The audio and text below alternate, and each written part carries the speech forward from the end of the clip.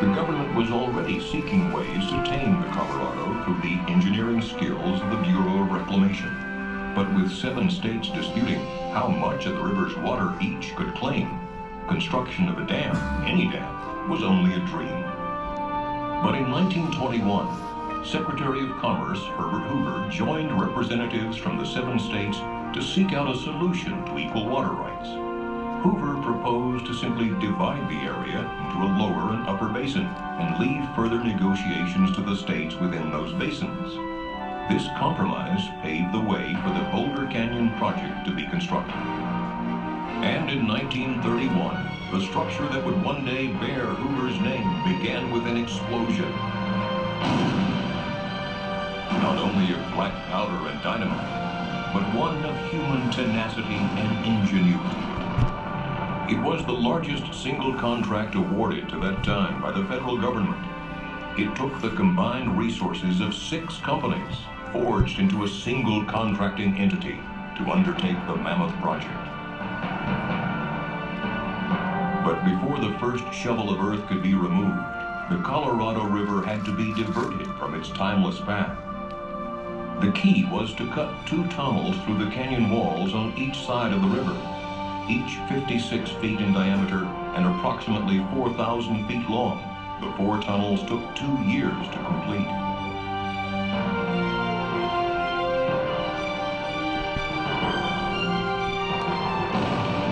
With the tunnels open and cofferdams in place, the Colorado River had no choice but to leave its riverbed and flow through the man-made corridors. With the river diverted, steam shovels dug through as much as 135 feet of silt, mud, and gravel to reach bedrock. And there, Hoover Dam began as a simple square wooden form filled with concrete, followed by more than 3 million cubic yards of concrete over the next 2 years. Add the adjoining structures, and enough concrete was placed to build a 4-foot wide sidewalk around the Earth's equator.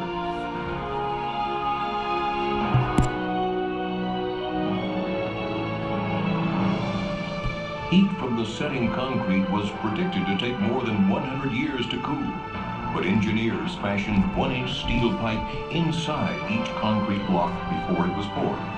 A refrigeration plant, so massive it could produce a 1,000-ton iceberg every day, continuously pumped cold water through the pipes, cooling the concrete so construction was never interrupted.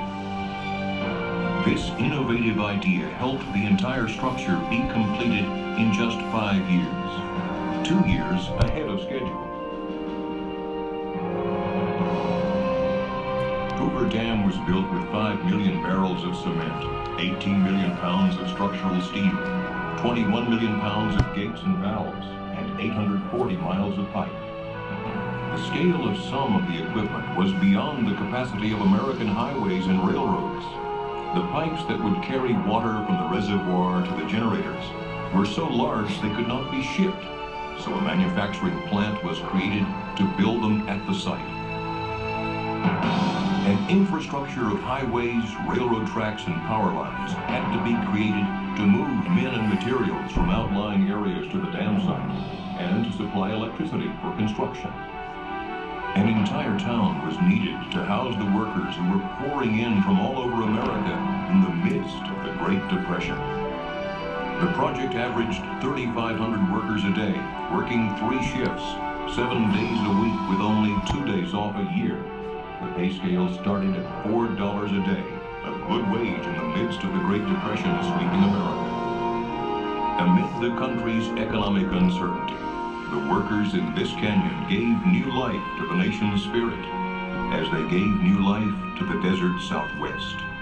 This is an engineering victory of the first order, another great achievement of American resourcefulness, American skill, and American determination.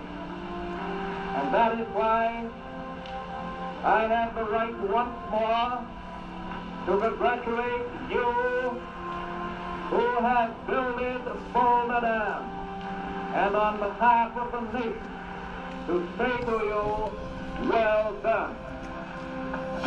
Franklin Delano Roosevelt dedicated Boulder Dam on September 30th, 1935. In 1947, Congress officially named it Hoover Dam. Some call it the most prodigious engineering construction feat since the Great Pyramids of Egypt. When a U.S. Senate committee endorsed construction of Hoover Dam in 1928, its report said, "A mighty river, now a source of destruction, is to be curbed and put to work in the interests of society." And so it was. Hoover Dam brought the desert flood control, a reliable supply of water, electrical power, and more.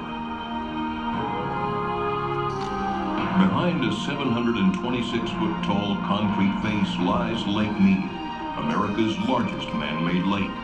Born out of the collected waters of the Colorado River, it could cover the entire state of Pennsylvania to the depth of 1 foot. But held behind Hoover Dam, it is a life-giving source for communities throughout the Southwest. On its way to meet downstream needs, thousands of gallons of water per second flow from Lake Mead through the dam's 17 giant turbines, producing clean, non-polluting hydroelectric power. Hoover Dam produces almost 4.5 billion kilowatt hours of electricity each year, enough to serve the needs of over 1 million people. The sale of this power has repaid the entire cost of constructing Hoover Dam and continues to fund the yearly operating and maintenance costs as well.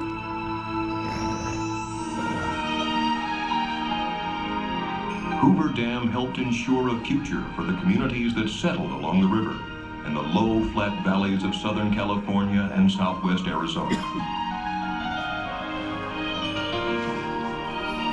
In Las Vegas, Phoenix, Los Angeles, and other smaller cities, Colorado River water delivered from Lake Mead helps meet the needs of millions of people a year.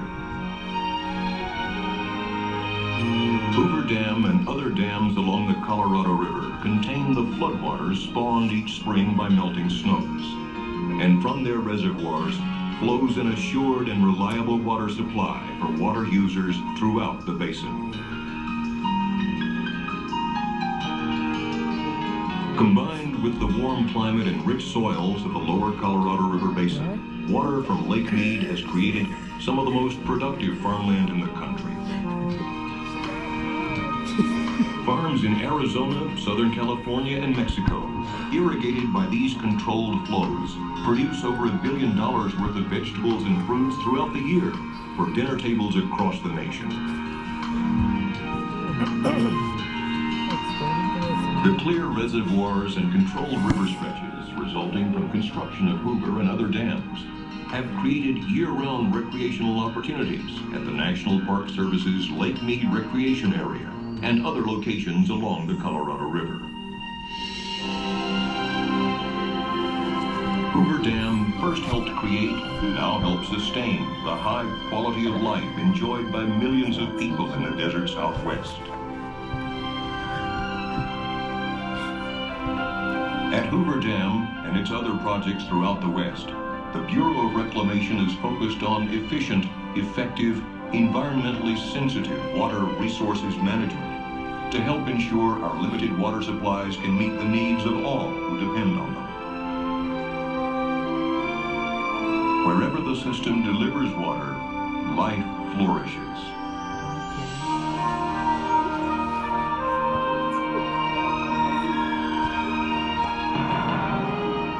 Herbert Hoover, engineer, humanitarian, politician, fisherman, and conservationist, believed, as did many others, in a vision where man could affect nature for the good. With every touch of its coarse, concrete skin, and each sparkle that dances behind its crown, Hoover Dam reminds us of the need to dream noble purposes and the strength of the human spirit to achieve great aspirations. It's over.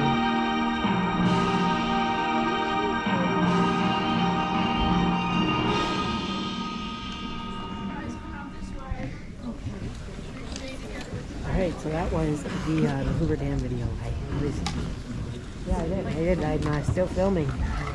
Anyways, how everyone in space can see, we are currently here inside of this theater. We're here at Hoover Dam. We just watched the Hoover Dam video, pretty much telling you about the history and, you know, the evolution of the Hoover Dam. And now we are gonna get a tour of the Hoover Dam. So, yeah, just trying to get out of the theater, and then we should be underway. How was the video? I liked it. I did too. I boring. Yeah.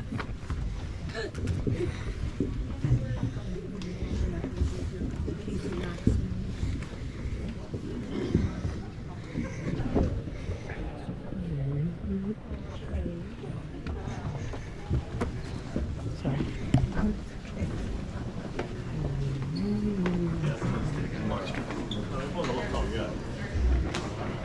Alright, we will, Bob, do we just go through the line and they start the tour? Alright, we'll, meet you guys when we're on the tour. Alright, we have made it down to the inside and the bottom Take all the down of the dam here. As you can see, pretty cool.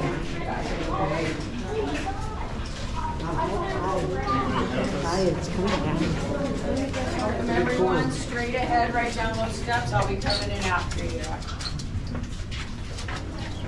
As you can see here inside of the Hoover Dam. Straight ahead, right down the steps.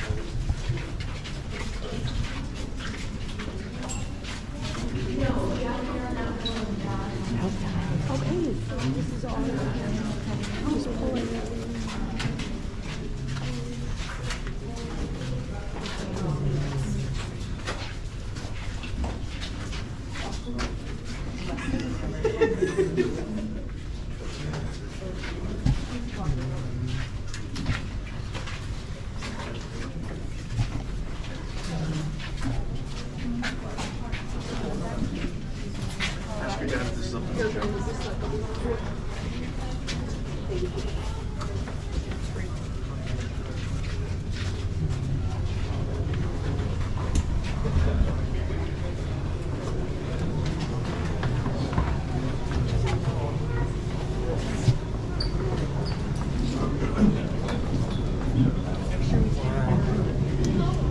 That is mind-blowing.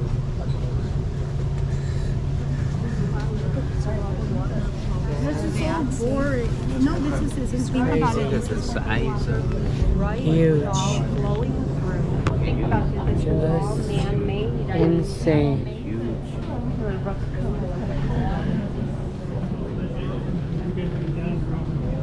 They had right there to blast this mountain with like diamonds. I'm glad we did the tour. You know, they had a blast open with diamonds. Break up the rocks. Look at the size. I mean, how big. Think of it. I mean, how big this is. And this is almost 100 years. I mean, it's. Okay, so first of all, and everybody hear me okay? You guys in the back are good? Yes. Everyone's good, all right. So welcome once again to Hoover Dam. For those of you who did not ride down in the elevator with me, I'm Catherine. I'm your tour guide today. This is a map of the Hoover Dam site. And this is where we are. We are standing inside of a diversion tunnel.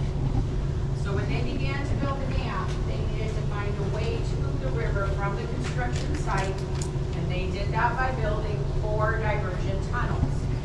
2 on the Arizona side and 2 on the Nevada side. They're 50 feet in diameter, about 3/4 of a mile long, and it took them almost 2 years to completely blast out all 4 tunnels.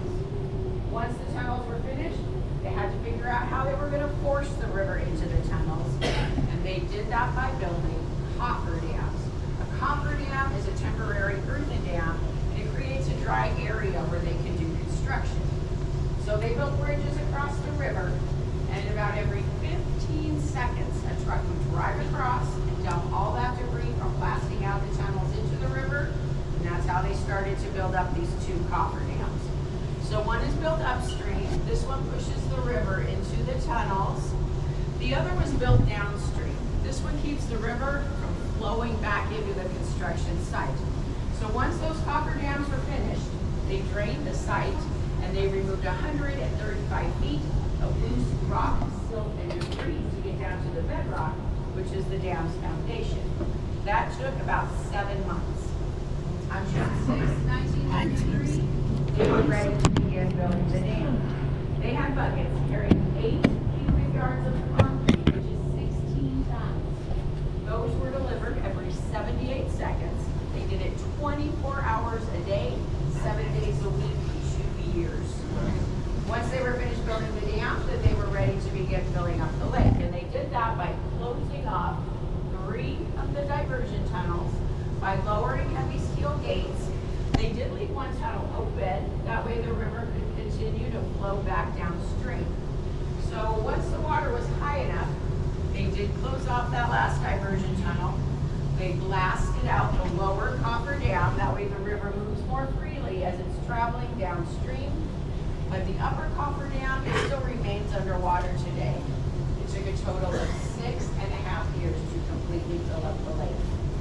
So how do we get the water from one side of the dam to the other? Intake towers, and there are 4.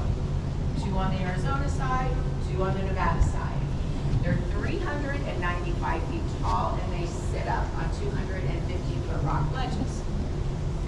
So the water flows down through them into 30-foot diameter penstock pipes like the one that you can see out the window.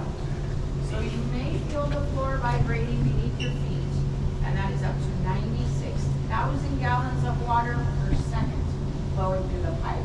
That would be enough water to fill an Olympic-sized swimming pool in less than 7 seconds. Then the water flows down into smaller 13-foot diameter pipes that leads to the generators, spinning the turbines, and then it flows back down the river. The last thing I'm going to tell you about are the spillways, and they're on either side of the dam. One on the Arizona side and one on the Nevada side.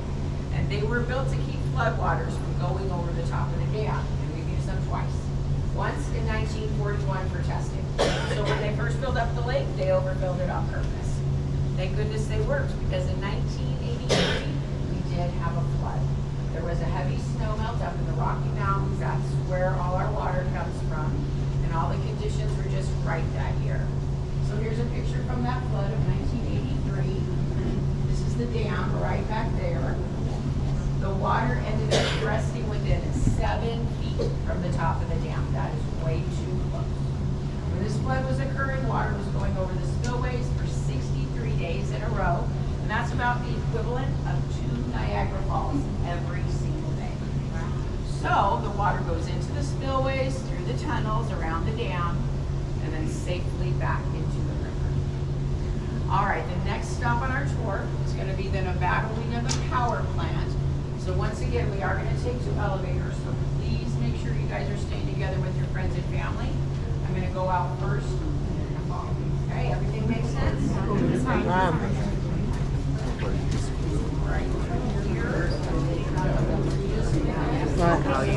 It's getting good. Yeah, it's going really well. Good. Here we go. All right. Let's. Yeah, I know. Narrow stairway.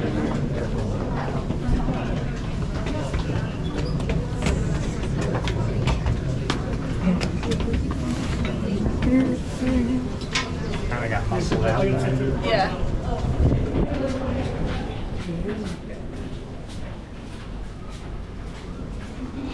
Come on. We don't want to get left behind. Hello. Pretty cool.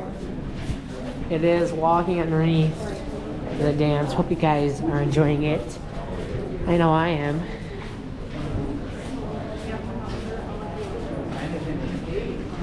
Yeah. Everyone stay to the side. I want to go to The the elevator's Bird coming Tavern. down right now, okay? Stay to the side for me, everyone. Have you all stay to the side. We'll meet you guys when we get back down. All right, we are on to another floor now. Where's our cow? Their cup. Oh my No idea where we are, but Okay, Mom? Yes, thank you. yeah, this is really, really, really awesome to walk through. I really, really love this.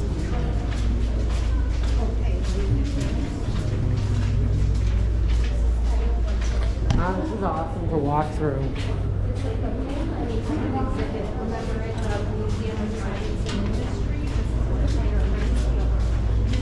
I want to do that now.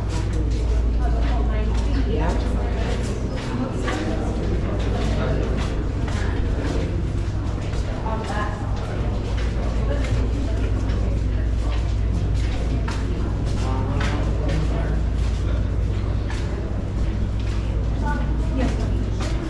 Looks like, I was gonna say it looks like we're going to a museum, but nope. We are in to a gigantic warehouse, power plant. Looks like a power plant. Welcome everyone, keep on coming all the way into the room for me, keep on coming in, and just make your way around the balcony. This is a power plant. Welcome everyone, keep on coming all the way through the door into the room, and find yourself a spot around the balcony. Welcome everyone, keep on coming all the way in. Find us a place around the balcony, lots of room for everyone in here. Welcome, keep on coming all the way through the door into the room for me. Welcome, keep on coming all the way in for you. Keep on coming all the way in. Find yourself a spot around the balcony.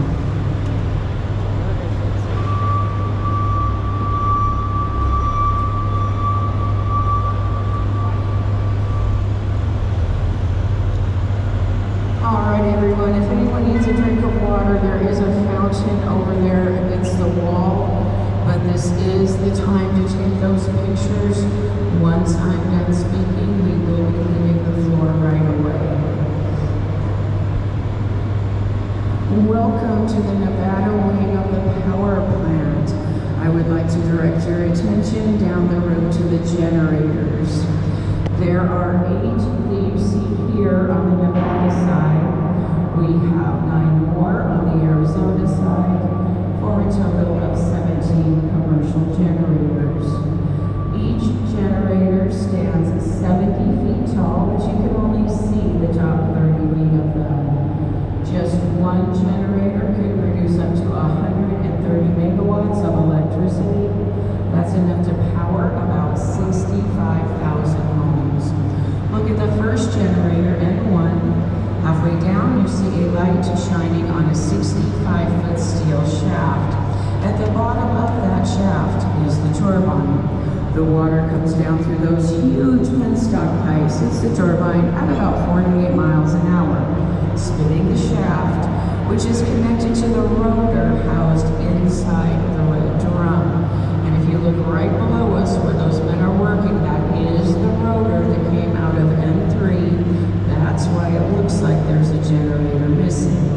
The rotor is made up of 40 electromagnets. Each magnet weighs 4 tons. So when you look at the rotor below, you can see all those magnets going around the perimeter. Now sitting around the rotor inside the red drum is what is called a stator, and that's about 5 miles of stationary copper coil. The rotor spins at 180 revolutions per minute.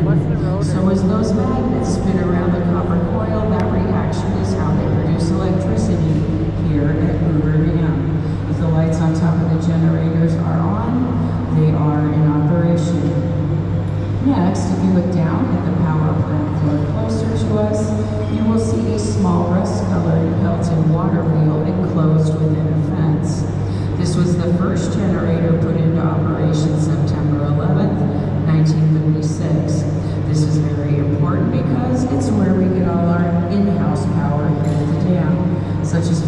bus, elevators, and machinery.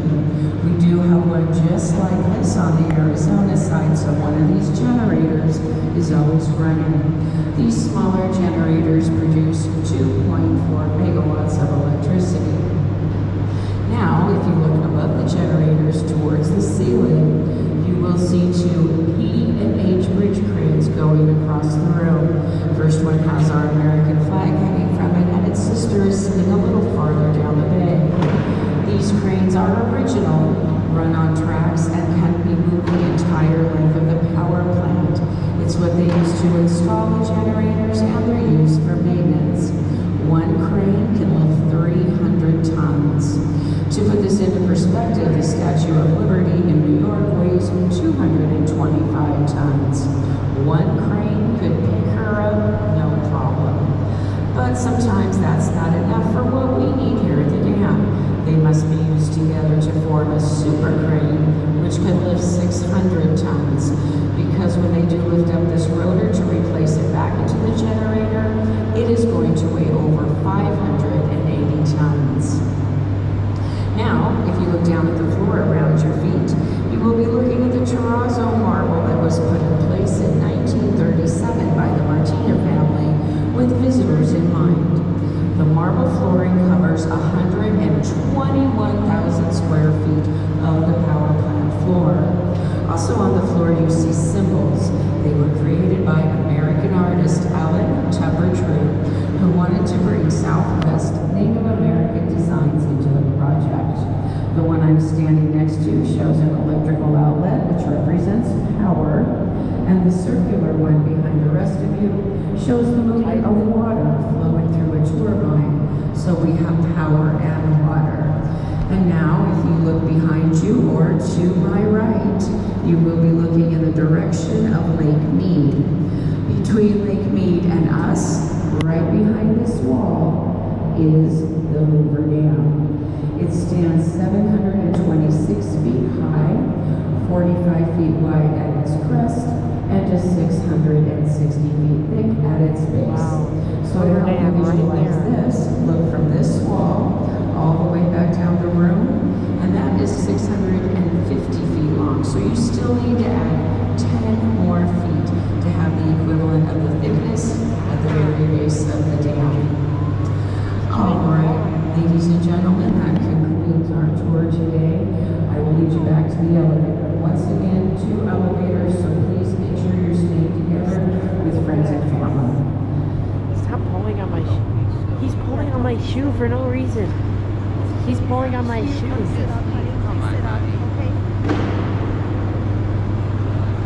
Okay, come stand up because we're going, honey. Yeah. Okay, so just, yep, we're done. Yes. Okay, let's focus. We gotta focus, everybody. Nice time. This is how it works. Right. We saw something cool. Oh, but you deserve an Oscar for being a major of both. Oh. I agree. And I appreciate it. Thank you. Oh, but thank you for, also thank you for taking that. Oh, you're welcome. We're having a great trip. Mom, is the dam right behind? Mom. I enjoy it. Yeah. Is the dam right over there?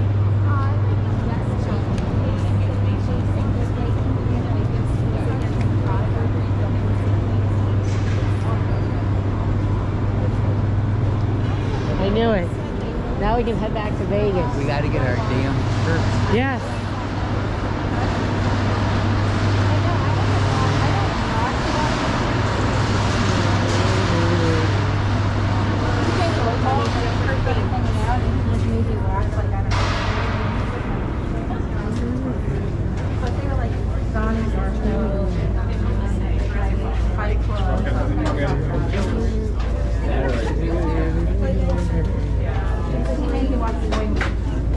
We're gonna have to find the gift shop.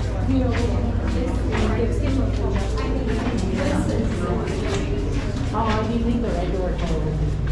I don't know.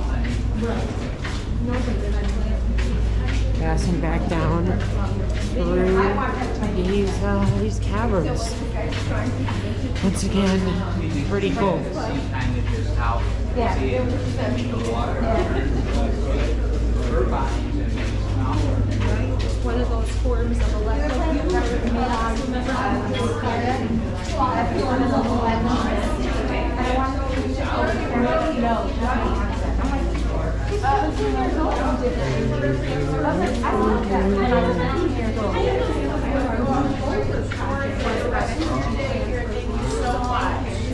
You have a great day. We saw that solar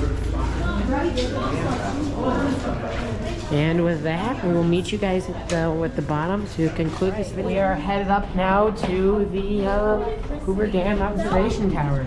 Well, that's what we're finding out. You saw solar power electricity, and you saw sunny. hydroelectric. So two different forms of. Yeah, it is. It is two different forms of electricity.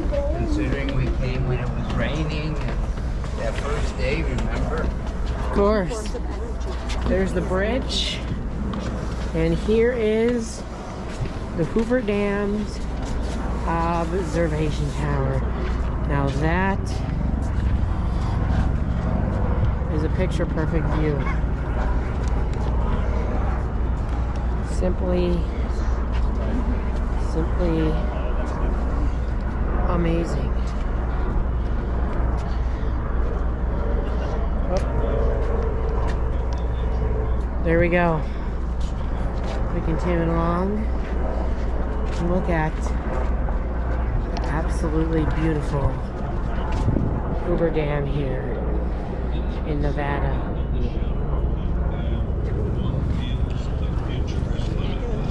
That we have in our grasp the power to achieve anything if we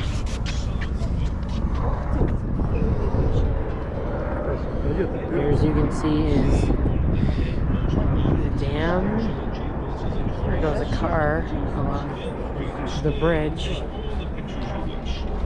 The next presentation is located across the street at the Hold on, I'm right here. Let me hear it. And there you go. Hang on. Let me conclude the video. You know that? I think that is going to do it from this visit to the Hoover Dam. Yeah, I think that's going to do it for this visit to the Hoover Dam in Nevada. Hope you guys enjoyed the tour, and hope you guys enjoyed some beautiful looks at the dam from the observation tower. Yeah, thank you guys for watching. observation deck overlooking